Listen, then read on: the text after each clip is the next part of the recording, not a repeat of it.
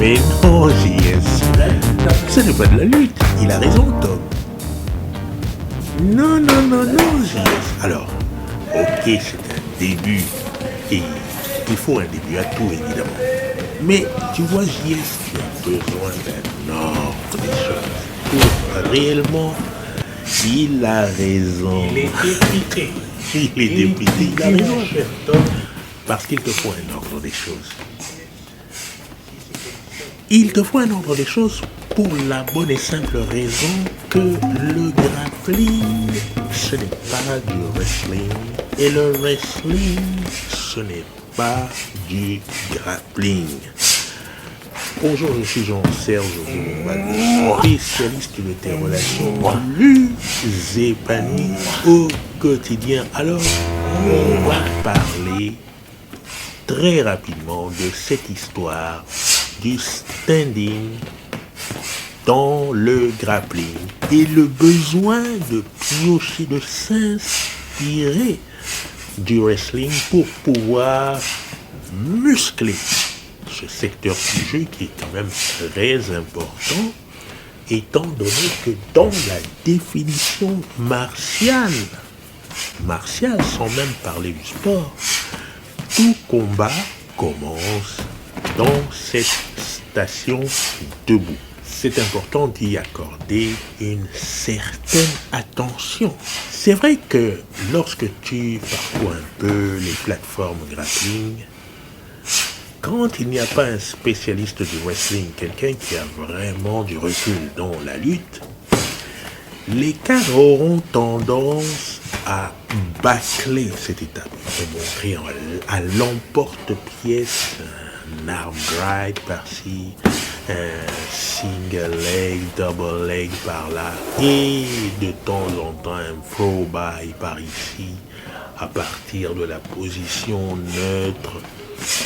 Voilà, double color ties ou tête emboîtée comme on dit.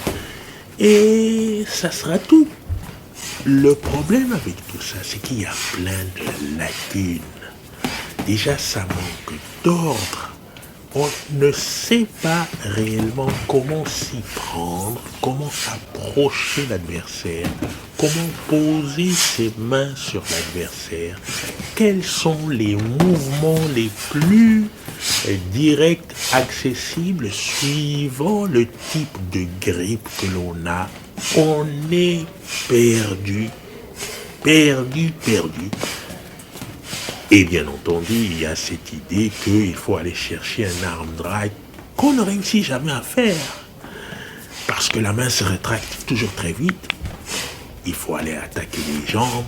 Mais c'est difficile de descendre aussi bas. On n'a pas toujours envie de faire ça. Parce que la biomécanique des penetration steps n'est pas quelque chose qui nous est confortable. Il faut descendre tout en bas, taper son genou au sol, puis repartir vers l'avant et prendre le risque que l'adversaire fasse un gros sprawl sur notre dos et nous écrase.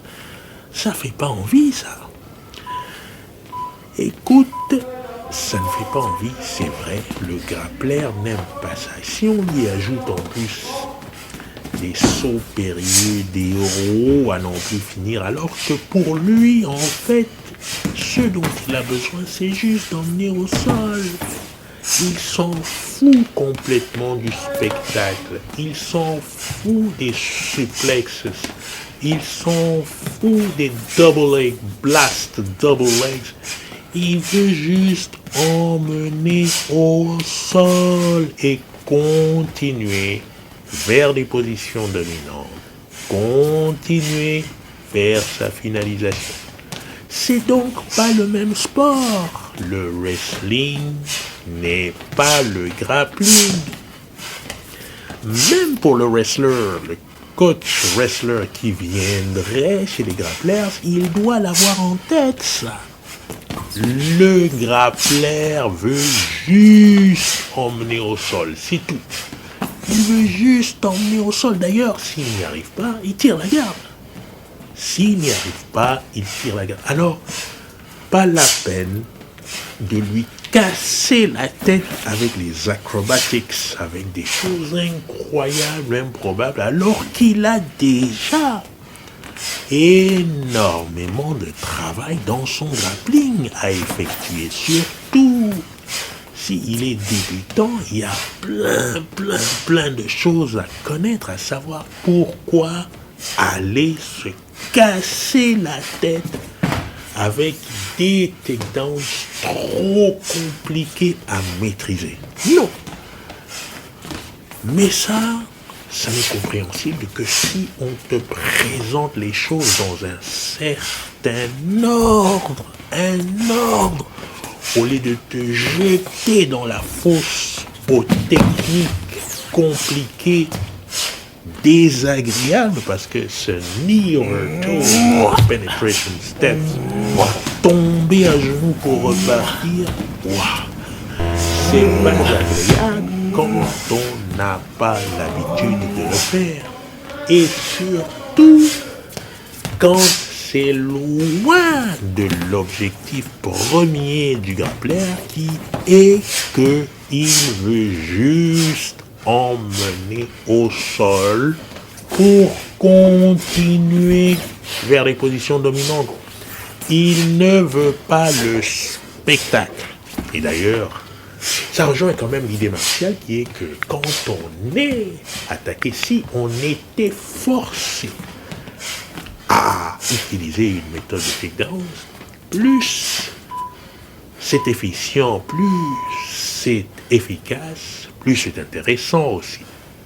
Évidemment, on parle d'une situation martiale self-defense avec toutes les précautions qu'il y a autour de cela, parce que l'idée est aussi, c'est bon de le souligner, l'idée est aussi de considérer l'aspect légal dans la rue, protection physique, protection psychologique, protection légale sont les maîtres mots dans la rue. Mais revenons dans le cadre des tatamis. L'ordre permet au grappler d'aller directement vers ses besoins. Mais l'ordre permet aussi au grappler de comprendre qu'il ne s'agit pas de bricoler. Ce n'est pas des raccourcis qu'il nous faut. Ce sont des informations organisées, hiérarchisées, sélectionnées pour répondre précisément à nos besoins de grapplers. L'idée n'est pas de devenir un lutteur à part entière quand on est grappler. L'idée est de savoir lutter. Lutter pour emmener au sol ou pour défendre les emmener au sol. Lutter pour continuer de grappler au sol pour pouvoir parcourir ces positions dominantes vers une finalisation qui est l'enjeu majeur dans le grappling, notamment dans sa version sport. C'est le propos, le distinguo à faire entre le wrestling et le grappling. Il n'est pas utile de prendre un protocole pur wrestling si tes objectifs sont bien différents des objectifs du wrestling. Alors, dans le cadre de ton intéressement personnel, évidemment, le wrestling est un univers fabuleux à embrasser, que j'ai embrassé avec grande joie. J'avais tellement été frustré par mon manque de standing que, en me mettant à la lutte, j'ai été ravi. Et j'ai découvert par ailleurs qu'en fait, comme le dit si bien John Danaher, le secteur de standing chez les grapplers est vraiment négligé.